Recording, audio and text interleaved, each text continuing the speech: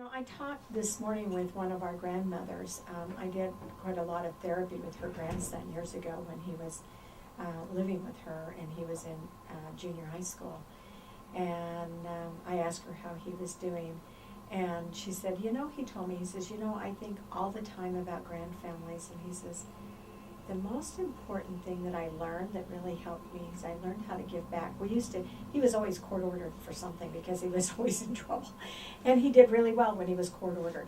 And so to work his service hours off, we would have him help do a lot of grunt work. So when we had our Christmas party, he hauled chairs for us and he helped us decorate.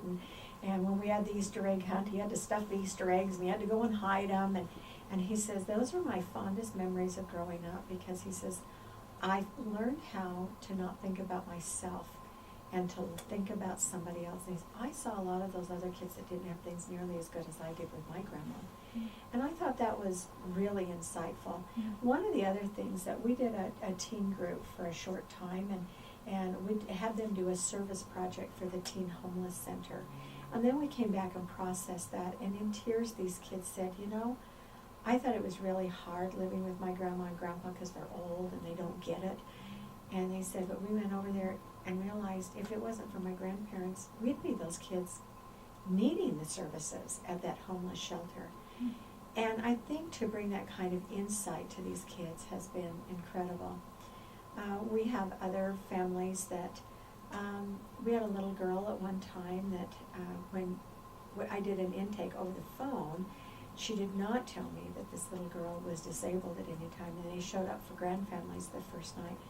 The little girl was so terribly handicapped that she couldn't take 2 or 3 steps without falling. Her legs and hips, her feet were inward until her feet were pointed directly in, touching each other.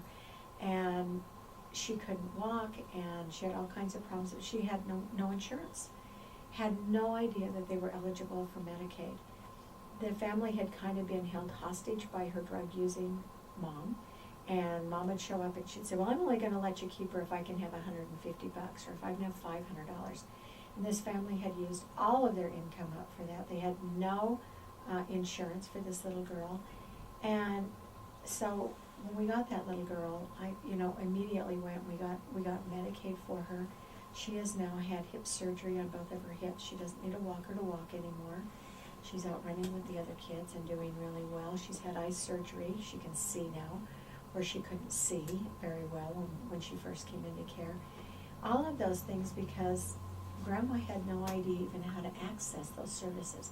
The sad thing was they were getting services from some other social service groups, but nobody had dealt with those medical needs of that child.